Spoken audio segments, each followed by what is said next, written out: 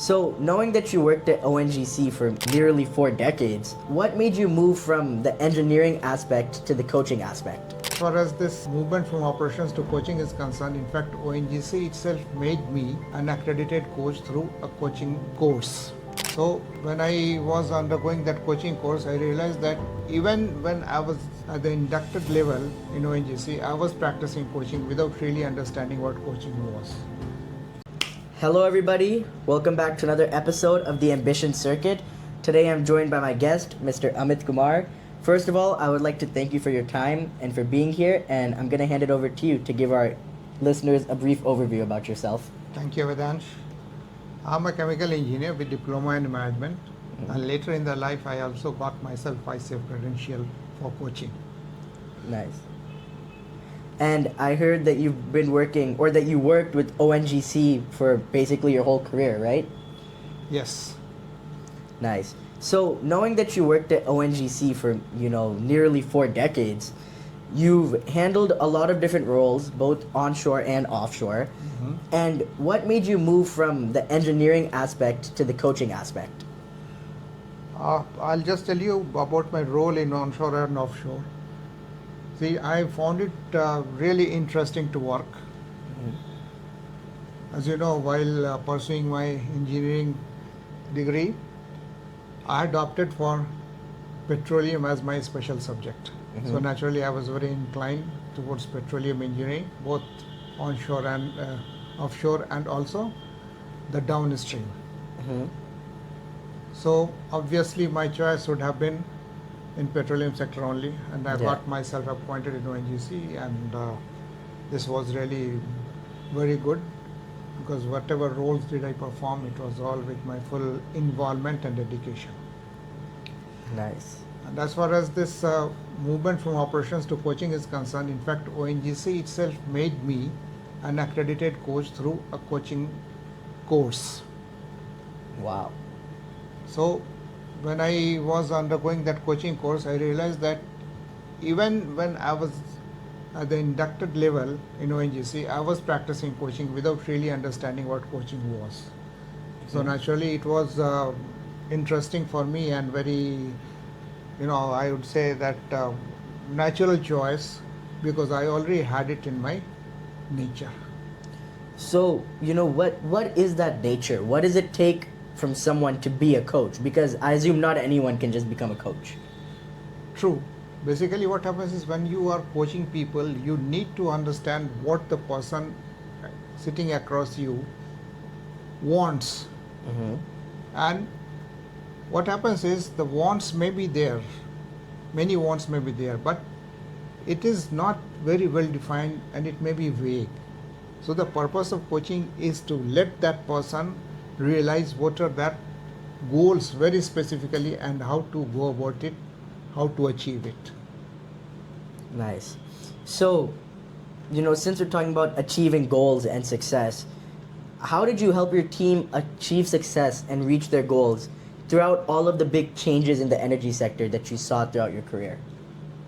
When you are talking about the changes in the energy sector, the one change that I would highlight is to recover from the reservoir to the maximum possible extent. With the earlier technology or the earlier conventional method, it used to be between 15 to 20% of recovery of a reservoir. Yeah.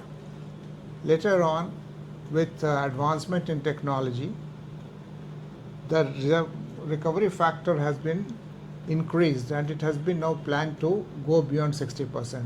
Wow. Because the more the reservoir is exploited, is recovered, it adds to the bottom line of any energy sector.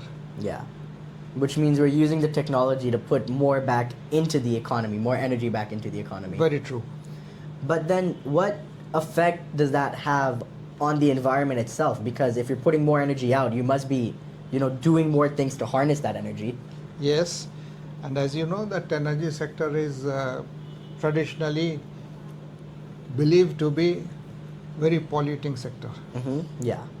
So over the period of time, in view of sustainability and in view of maintaining the environment, new developments have taken place where the inputs have been made environment friendly. Okay.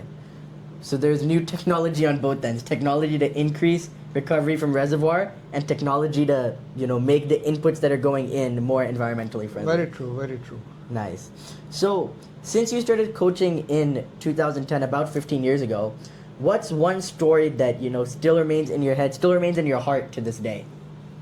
When I started coaching, I coached one of ONGC employees only. He was a quite senior person. He was very docile. He had literally, you can say, no word in his mouth. Wow. His juniors used to come to him, say left, right, center, whatever they felt like telling him. So he never responded. As a result, he was always being taken for granted. So when I started coaching him, I realized that there were many issues that he was facing, and he was quite indecisive. So during the process of coaching, he could realize what are the issues that he was plagued with, and he started identifying the actions and the plans to resolve those issues. So he had some family problem, he resolved that.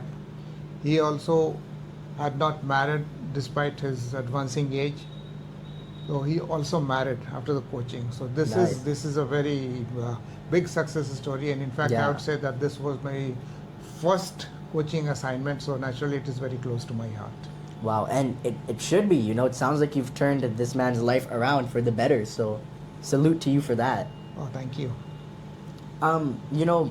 Energy jobs, although you're putting energy back into the economy, can take a lot of energy out from within you. They can be very stressful.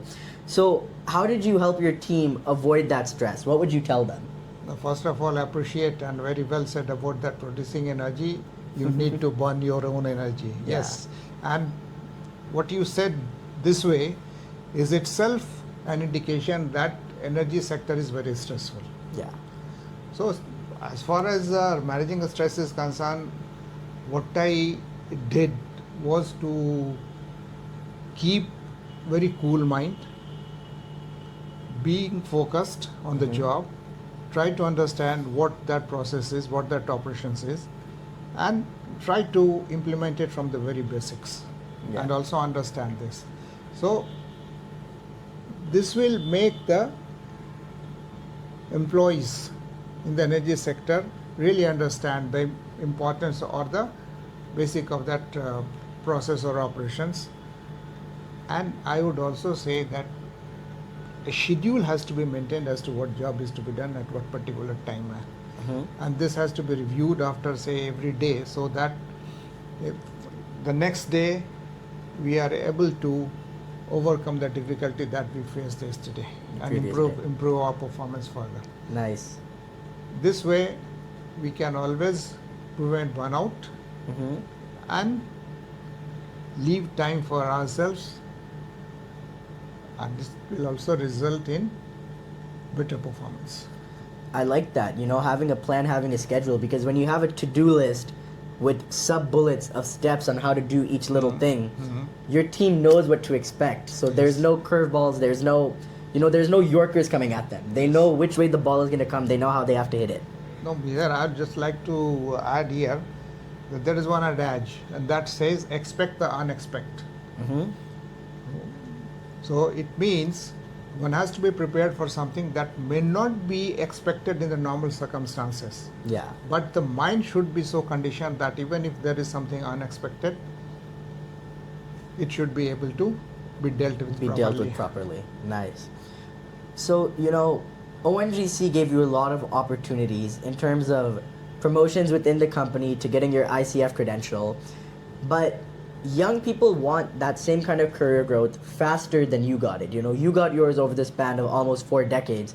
Young people want to see improvements and career growth within the first decade. Yeah. And they realize that working that hard and grinding that hard kind of takes you away from your home life. So what do you say about having a balance in your career? What's your advice to them for that? Okay, coming to that, I'll just tell you one simple thing. See, in case of any material possession, material belongings, say if we talk about a machine or an equipment, the moment we buy it, it starts depreciating. Yeah. But it is the other way around with the human capital or human resources. Because with every passing day, the human resource gets experience. Because of this experience, the human beings get appreciated.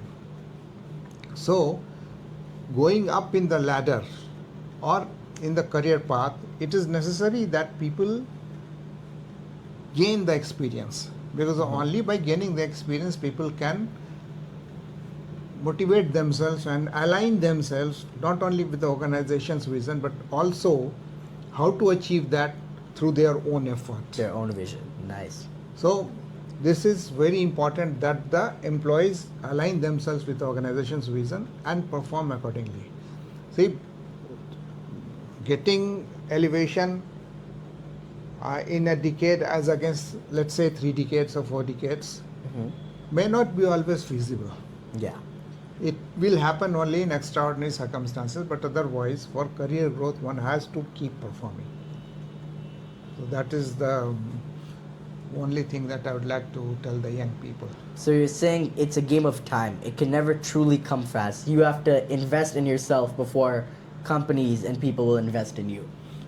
There is another thing also, what I'll just like to elaborate. So it is not only a matter of time, it's also how you apply your understanding, your knowledge and your intellect in aligning yourself with the organization.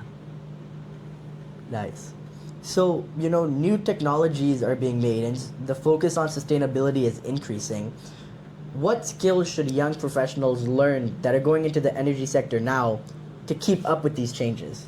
See, as I told you earlier, that the recovery from reservoir is being improved, increased. Yeah. So this is something like that, we are improving the bottom line of the organization, but at the same time, it needs to be sustainable.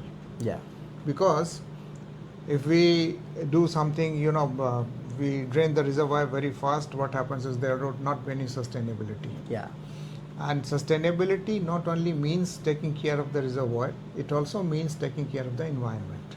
So whatever we do, we always maintain the quality of environment and also sustainability thereof.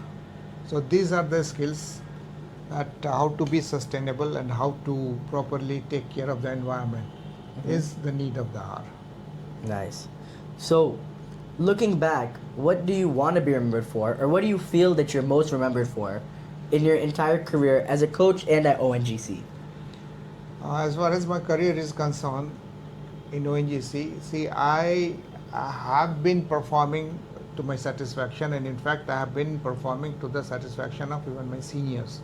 And I have always been performing to the growth of the organization. So that is what I need to be remembered for. And also, I have been grooming youngsters to be ready for their next step in the organization and how to go about during their career. And as far as coaching is concerned,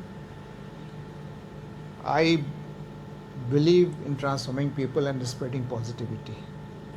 So that is what I want to be remembered for. Awesome. And you will be remembered for that, because I'm sure there's many other stories like the one you shared with us of you helping people, and that kind of word truly does stick. So Yes. Congratulations. Yes. So then, if I had to take, 3 main takeaways from our conversation today, it would be, 1, things take time, and that's very natural. You should let that happen. Yes. But as time goes, you need to keep yourself sharpened, you need to be focused, and you need to be aligned with technology. You can't let yourself fall behind. And updated also. And updated. And 3 is that you always need to commit to your work, you always need to commit to a plan, and you need to follow it, because that's how you avoid yourself from being stressed out at home, from being stressed out at work, and even fearing any kind of repercussion from a company. Yes, and it will also prevent burnouts. Nice, nice. Well, with that being said, that concludes another episode of the Ambition Circuit. Thank you once again to my guest, Mr. Amit Kumar. I really enjoyed our conversation today. and I'm very grateful you gave us your time. So thank you. Vedanshi, I too enjoyed it very well, and you posed the questions very nicely. In fact, very relevant to the current environment. So, in fact, I loved interacting with you in your Nice. podcast. Thank you. Thank you. And bye. Bye.